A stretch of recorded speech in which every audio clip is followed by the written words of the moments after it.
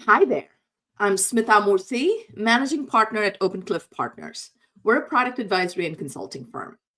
As a woman who's spent over 25 years in tech, product, and leadership in corporate roles, I have crossed paths with inspiring women who walk the talk, have an abundance mindset, and have helped shape my career journey.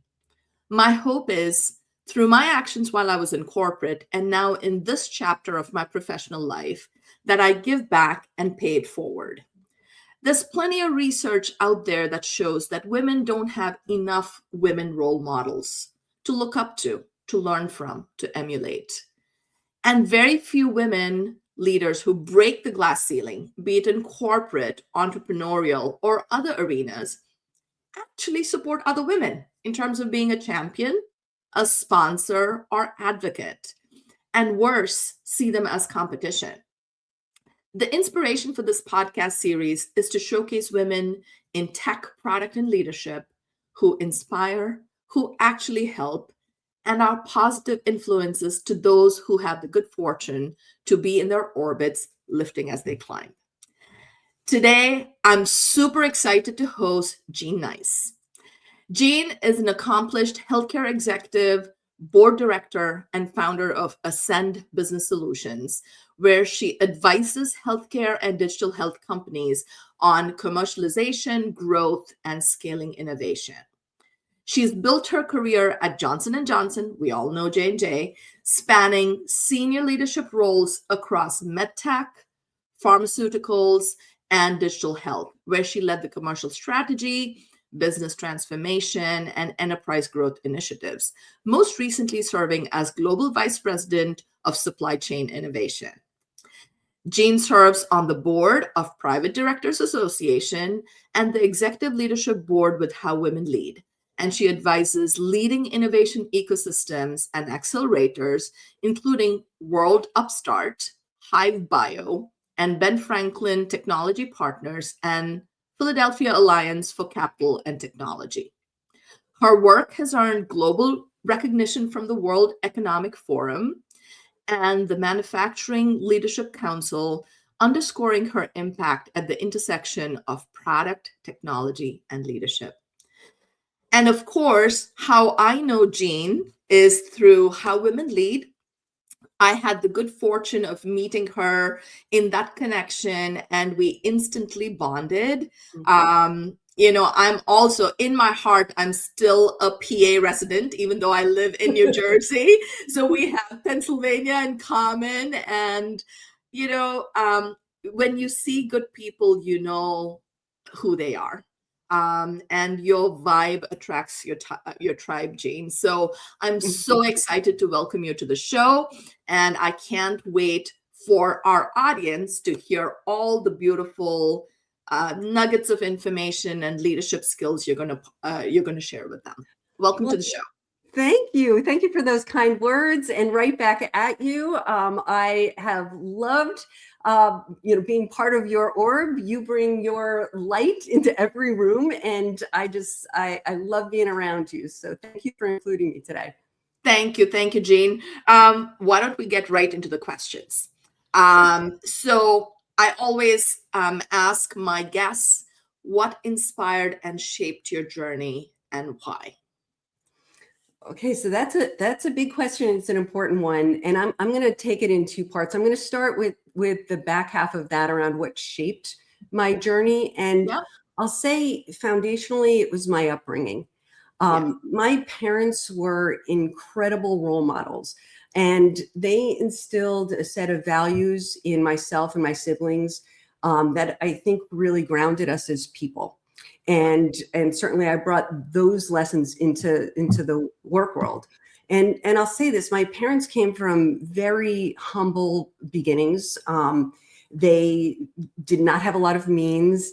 They lived in New York City. My mother's mother was an immigrant from Ireland, and her father was a dock worker.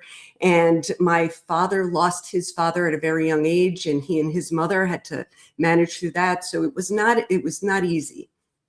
But my parents got married, they had 4 kids, and they decided that they wanted a different life. They wanted more opportunity for their family, and they worked hard to really make sure that that happened. And, I mentioned my parents didn't go to college, but they were super smart people. My father was just a genius with numbers, and my mom was great with words. And together, we used to joke they had the perfect brain. And so they worked hard, and they had an impressive amount of success. And I often look at what they accomplished, from how far that they achieved in their life, that they really embodied the American dream. And that was an incredible lesson, and it was something wonderful to behold. So for me, right, they modeled having a strong work ethic, right? The working hard was important, but also that if you're going to show up to work, do good work, right? Quality Yes. also matters. Yes. And that life is not always going to be easy, and you need to be able to persevere, and you need to brush yourself off and move forward. And it's actually funny, on my car my license plate says "move forward," because Oh, wow. it really is, it really did propel me, and it had that much of an influence. But also that resilience, but also having integrity and bringing integrity to every part of your life. So I had those lessons. So flash to me right now, I'm the first female in my family to go to college. Mm, I was the first female in my family to leave the country, right? I had an aspiration to see the world, and to learn more and get that outside view of my country. And so I was the first person to do that. And I was the first female in my family to seek a professional career in corporate life. wow. So when I looked around in my family and in my neighborhood and in our ecosystem, there were no women role models for me. There were no women doing what Yeah. I was aspiring to do. So when I got there into my first corporate role, I all I came armed with were those lessons that my parents gave me. Right? These work hard, do good work, brush yourself off, right? Bring integrity, those things. And they served me well. Yep. So, Yep. that was really important. But when I was there, I also noticed that there weren't that many women. We're going back, like, I'm not 20. So, this is a few years ago, and there weren't a lot of women, but I did learn to be observant and to be curious and to see what other women were doing well, and to build relationships with those women and mentors and emulate them, right? So I had better success. And I also found that women were incredibly generous to me. There were women who sought me out and saw that I had value and potential and wanted to share their wisdom and learning with me. So that had a huge impact in myself. But also, I'm going to say this, it wasn't just women. There were amazing men who also recognized that, I was kind of, often the only woman in the room. And they were generous to help me and give me that other perspective from a man's vantage point that was incredibly helpful to me. So that was one part, the shaping, right, were those experiences. But what inspired me was very different. So you mentioned Johnson & Johnson. When I came to work for Johnson & Johnson, it was so exciting for me because Johnson & Johnson has just an incredible credo-based value system that's focused on people. It's focused on the community. And they are relentlessly focused on serving the customers, the consumers, and the patients. And so it helped me learn that work could be bigger than just going to a job. It could be a way to serve people. And so it helped me find purpose. Beautiful. So again, those values really showed me that the how to approach the job. But what I learned at Johnson & Johnson is purpose is the why, right? That really connects you to the mission. And I think, Jean, as I was listening to you, it takes people generally a very long time, well into their careers, before they find their why. Because many times a job is just that. Your first job out of college often is just that, right? It's a job. But it's you're one of the lucky ones who found like that perfect combination of Mhm. women who actually showed demonstrated what needs to be emulated versus women who in some people's lives are not exactly the role models you want to emulate, right? Because of how they behave And or how. I met some women like that too. But Sure. generally speaking, they had hard journeys too, right? Absolutely. And what I would say is more women are generous than not, in my experience. Absolutely, and that's beautiful. And of course, we can't forget our allies, right? For sure.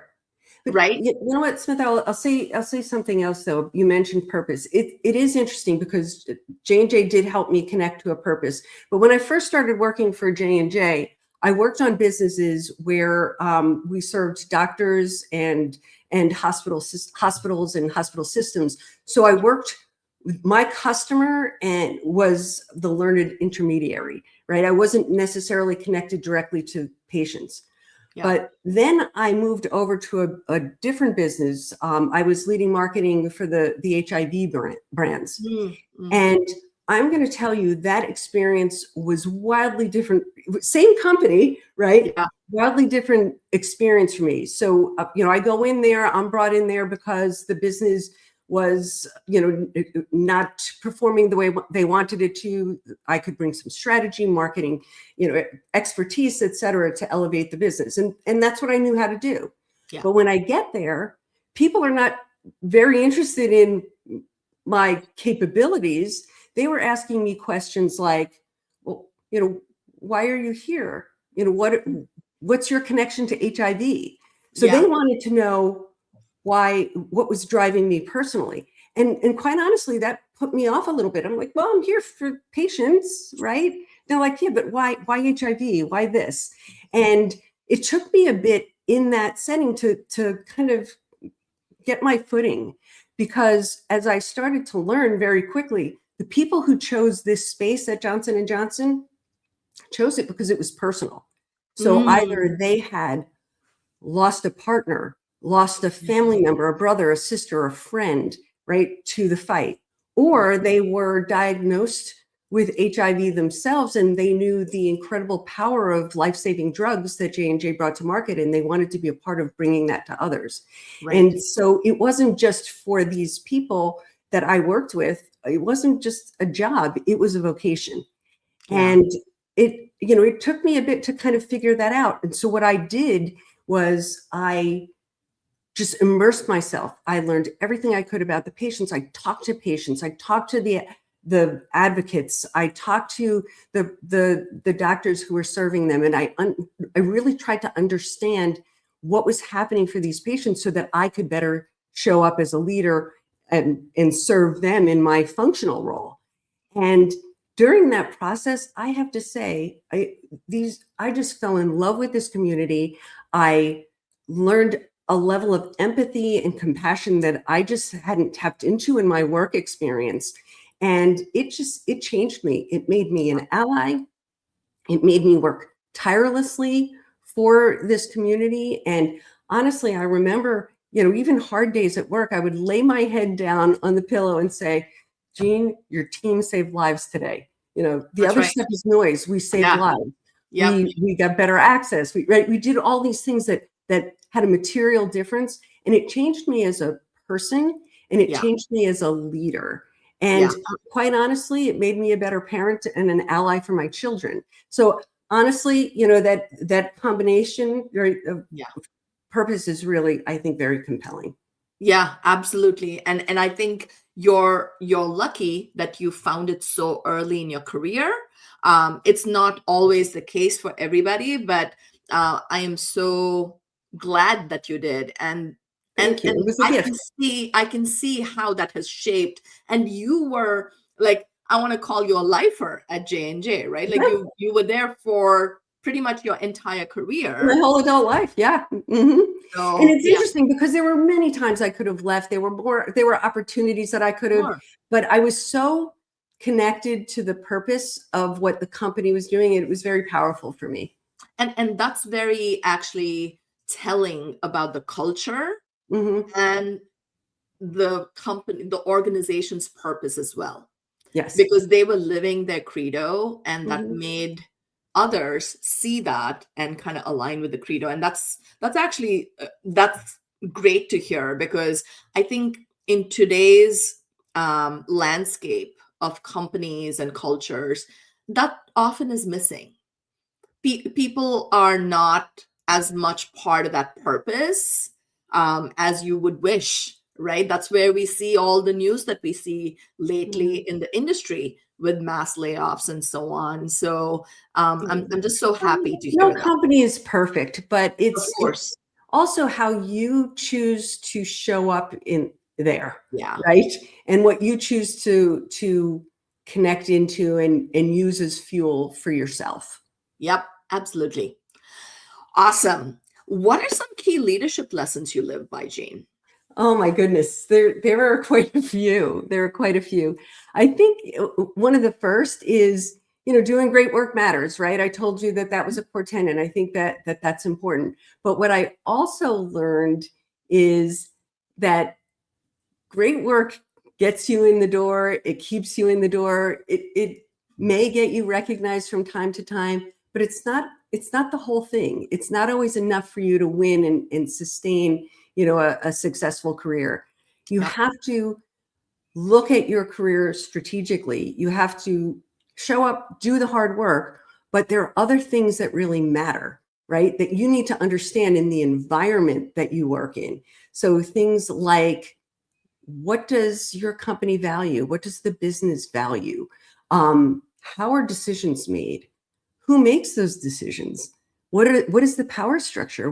Who influences those decisions? There are a whole bunch of these other little things that I had to learn that, went well beyond and were equally as powerful as doing a good job and succeeding in terms of your performance, right? As Perhaps a leader. perhaps more important, in honestly. in many ways, but Yeah. you have to, as a professional, you have to come in, and those things change in every environment.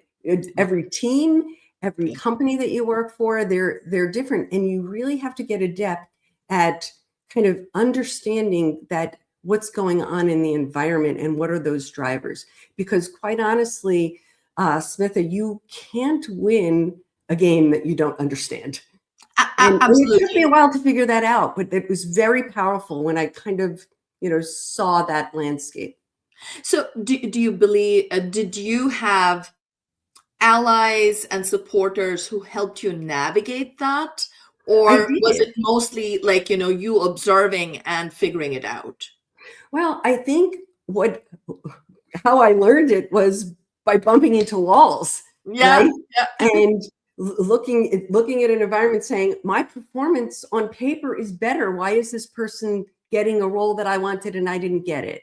Yeah. Right. So it was understanding, and I'll give you an example of it. I looked at a scenario and I didn't get a job that I wanted. And I thought my performance is equally as good, if not better. But Yeah. what I failed to recognize was that the business I was working on was not as important as other businesses. It Mm, maybe wasn't as profitable, right? It wasn't as forward looking, yep. right?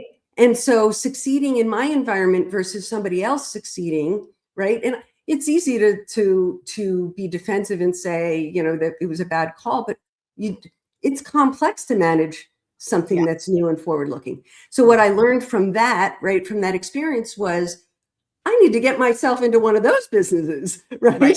So Right. things like that. So that would be an example, or Yeah. just understanding that environment. Another lesson that I would say, and we touched a little bit on this, which is I think where you were going, is relationships matter as much as outcomes.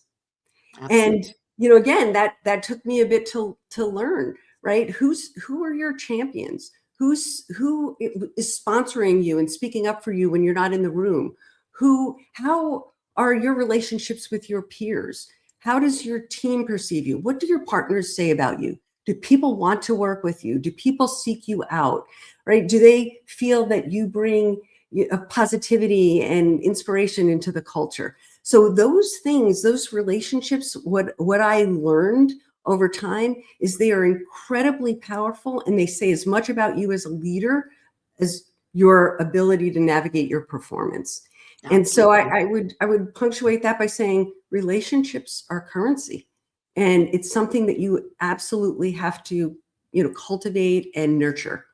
And then the third thing that I would say in terms of a lesson is, and this was also, I mentioned my upbringing, right? You work hard, good things will happen. Well, I learned that careers aren't linear, right? You're going to have the highs, and if you stay in the game long enough, you are bound to have some setbacks. Yep. And those setbacks, are they could be within your control, or they could have nothing to do with you. So for example, you could be a strong performer on a business, and the company decides to restructure and your job gets eliminated. Yeah. Right. Yeah. Or you get passed over for, a job, or, just any number of things. Your sponsors have left the company, and, stuff has changed, right? Things aren't linear, and you can hit those setbacks. Yeah. And often, I'll say this, I think especially many women that I know internalize things, right? And they say, what did I do wrong? Why was I passed over? And, and you can get preoccupied and a little bit stuck on those things, on those setbacks. And one of the lessons that I learned is, my mom used to say, this too shall pass, right? Wonderful, wise words, right? It's a moment in time. Yep. Right. And recognize it for what it is, that it is a moment, and that moment doesn't define you. And sometimes you've caused it. You've made a bad call. You've butted heads with the wrong person, whatever that thing is that you feel like was that setback that has, or might be a derailer. It's a moment. Yep. And that moment doesn't define you. But what does define you is what you do next. Yep. And how you respond to it, what you learn from it, and how you change for the future situation, similar situation, and grow from it, or position yourself better. It's what you do next, right? Yeah. You could be the person whose job was eliminated, and you can still have an opportunity to look for other jobs within the company. But if you're the person who gets defensive and negative and toxic, well, that's going to say more about you than if you showed up and said, okay, I can't control this, but let me figure it out. Let me show how I can bring value in other places, and that positivity. And it's hard, but I would say absolutely don't let a moment define you, because it's really about what you choose to do next. Yeah, absolutely. Golden words over there for the audience. Take note, especially relevant in today's work environment and the job market, honestly. Mm-hmm. A lot of people are facing setbacks. Don't let it define you. Learn from it. Forge forward. It's that resilience that your upbringing has taught you, Jean, that helps you think that way. What are all the ways you leverage your success to help other women in their careers? Well, you and I share a passion for helping women, right? And helping women succeed in leadership. And I think first and foremost, being an advocate and supporting other women, being that woman who shows up and lifts other women. And that takes a lot of different forms, right? It could be, advocating for another woman, for a position. So if you're in a position of leadership, you hire and you recommend, and you have some, you have some influence, right? And how are you using that influence? So for me, helping other women get positioned well for jobs, or for a high value assignment, right? Someone who I think has potential and could, would benefit by more visibility, or by connecting them into people in my network who might be able to help them, solve problems that they're dealing with, or or get exposure to different things. So, helping other women have, visibility and, or helping grow their skills and giving them opportunities that will accelerate their ability to achieve their personal goals. So things like that. The other thing I would say that you can do for women that's incredibly important in terms of supporting them is telling them what they need to know, right? Yeah. It might be some of those things we talked about in the environment, right? Helping them see it faster so that they can have greater impact. Or it could be harder conversations to say, hey, you're doing great here, but there's noise around you here, and you gotta really secure that, right? You have to fix that. And then supporting them as they do that, right? So, and maybe even providing cover for them as they fix things, right? Yeah. So there are those things. The other thing is just being a steward of their reputation too, because as you mentioned, not everybody has the purest of motives, right? You're going to meet those people, and it might have nothing to do with that woman who is showing up doing great work, and somebody might be saying things that undermines them only because of their own insecurities. So being courageous and really being the steward of that narrative for other women and helping them, so those would be some things that I think are pretty intuitive things that we can do for each other. And quite honestly, if we're not doing it for each other, how are we going to ask men to do this for us? Right? That's exactly I think that's important. The other thing I would say that, I would try to do for women in my charge is pay attention to what they're carrying.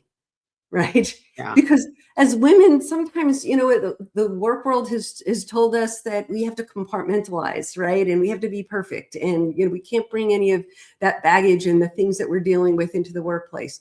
But quite honestly, what I've found is that when you can bring your whole self into your job, your authentic self and everything you're dealing with, you're a much stronger person, right? And you're much more at peace, and you can bring your best self to the work. And so just paying attention to and giving women latitude to manage what they need to manage, right? Yeah.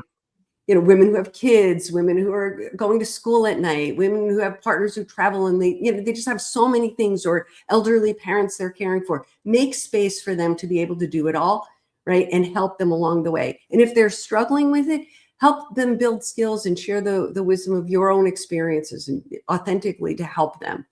And then the last thing I would say, and this is very tactical, but I think it is incredibly important that what women have to do for other women is women that you are responsible for their compensation, make sure you understand it and make sure that they are being paid equitably and fairly for what they bring to the organization. That's you're clapping, but I'm going to say I learned this lesson early in my career. I worked for an incredibly amazing woman leader, and she came to me. I had moved sectors within J&J, and I was working for her, and it was the first, evaluation period. And she sits me down and she tells me flat out that I'm underpaid versus my peers. Oh my gosh. And she's like, you shifted sectors. I don't understand what was going on there, but you're underpaid right here.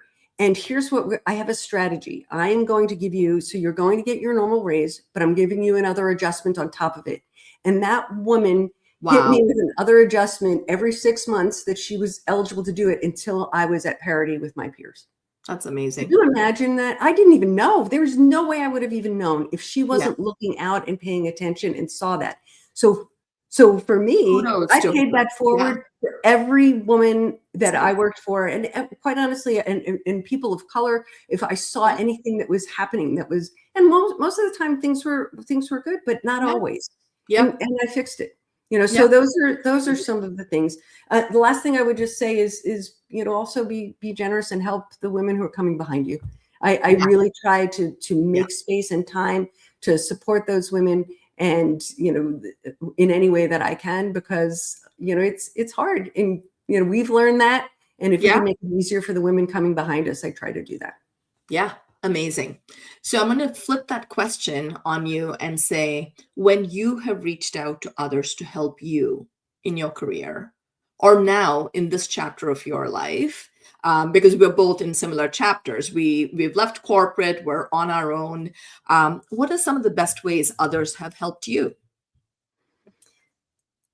I think being accessible and, answering the call, right? Yeah. Making time. I think Yeah. that's a huge thing. Everybody's busy, but if a woman is reaching out to you, you pick up the phone, hear her out, see what you can do to help. Often it doesn't take a lot, right? It Yeah. might be a connection, a phone call, sharing something that you have or you've done that makes their life easier. So, I think women have done that for me.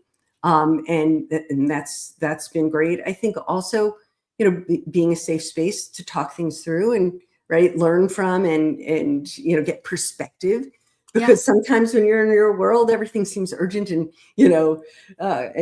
so just getting that perspective from other women and good advice. Yeah. And then also I think what other women have done for me that has been incredibly valuable is telling me again those things that I needed to know that Yeah. maybe I That's a wasn't blind spot aware of. for you, maybe. Yeah. Exactly. And Mhm. giving me that harsh truth, but knowing that it was coming from a place of love, right? Yeah. And caring. Yeah. So those things I think are really important. Because it helps you get better. And so Yeah. those are some things that I would say. Absolutely. Like, even I can give you an example, like from, as you know, a week ago when I launched my business, the new business venture. There's I've called out different people who were my girl squad who helped me, but it requires that person saying, "What's that next step you're taking? Your idea has been in your head for a while. What's that Mhm. next step you're taking?" If someone didn't hold me accountable that way, I might still have been thinking about it. I might not have like voiced the idea out at an event. And that is so, so, so valuable.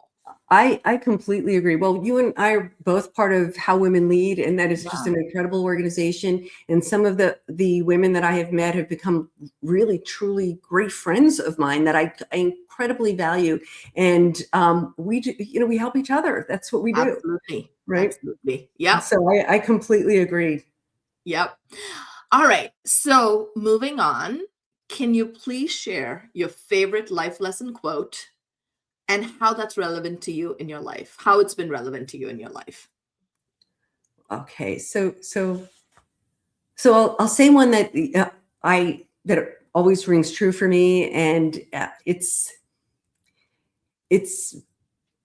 well, I'll just say it, and when you get to where you're going, turn around and help her, Ah, because it was not that long ago when that you would. she Yeah. was you, Yeah. right? So That's don't forget, don't get so full of where you are and who you are when you get there, right? That you uh-huh. don't remember that there are a lot of women who are standing outside that door trying to get in and figure out a way to help them. Because the fact of the matter is, women aren't a special interest group. We're half of the population. And That's right. we're half of the population and we deserve to be in the room. We have incredible skills and value that we can bring to organization that will make an economic difference, right? There are business cases out the wazoo that say why diverse teams and having women leaders really make a material impact on businesses, right? Yeah.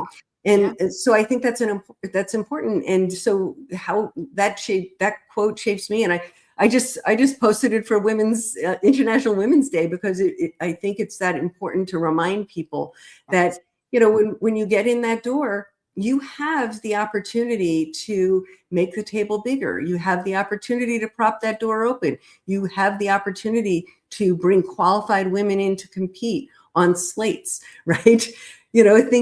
Things like that. So I feel passionately about that. So that would be a quote. But now I'm going to share something that's not a quote, but it is something that's been said to me that has shaped me in incredible ways.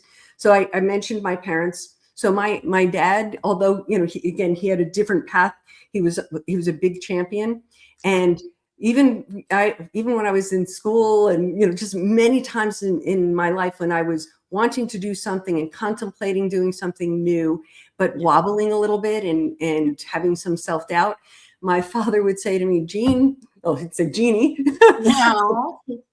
why not you? Why Yeah. not you? Yeah. Those three words right? And then he would say, you're this, you're smart, you're educated, you're accomplished, you have these things. And he would help me, those 3 words, flip the script and take an outside view of myself, right? And those 3 words, time and time again, helped me push through doubt, and I was able to achieve a whole lot more. And it's funny. I actually, in college, I was in a psychology class and I had to write a paper, and my paper was the why not philosophy. Oh, Right? that's so cool. Yeah. Because it was so powerful to me. It's so simple. But again, and so many times in my career, he would say, why not you? Right? You know what, Jean? This may be your book idea. You should write a book on why not you, almost like Mel Robbins, let them. It's just like a powerful 3 words that can propel so much forward movement. Yeah, well, it was a huge difference maker for me, for sure. Yeah. And I have my dad, bless his heart, that he did that for me. It was a gift. Yes, absolutely. But don't think about it, because I think those are powerful 3 words. Speaking of books, any book recommendations that you have that have helped you stay true to who you are? So there are so many great books. I mean, you mentioned Mel Robbins and Let Them. I mean, if you haven't read that book, read it. Yes. There are, Brene Brown, she Dare to Lead. There's so many of them. Yeah. But one, and this is an oldie, but it really spoke to me. And again, it was somewhat of a blueprint. Simon Sinek. So I'm a big Simon Sinek fan. Yeah. So we start with why, right? And we've talked so much about why and being purpose driven. But this book was, gosh, I probably read it 15 years ago. But again, it connected me, and it helped me continue to understand the power of having purpose in business, in life, but as a leader, the power of purpose, how you can help connect people beyond just what you do, but why you do it and why they should do it and why they should care, right? Yeah. And customers, right? You can buy from many of the things that we often, sell in life, in business. There are other people who do it, but why should they buy from you? Yes. Right? How do you help connect to something bigger and to create that emotional connection? So that book helped shape me as a leader.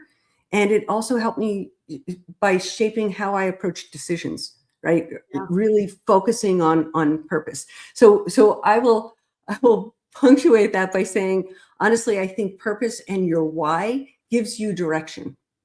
Yeah, absolutely. Why not you propels you to achieve those things. I love that. Oh my God. I don't know how those minutes flew by, but Jean, always a delight speaking with you. Right back at you. And thank you for sharing those golden words of wisdom to our audience. I'm grateful to know you and grateful to have you in my life. Thank you so much. Thanks. Appreciate this so very much. Thank you. Thank you so much. It's been an honor. Thank you. Thank you.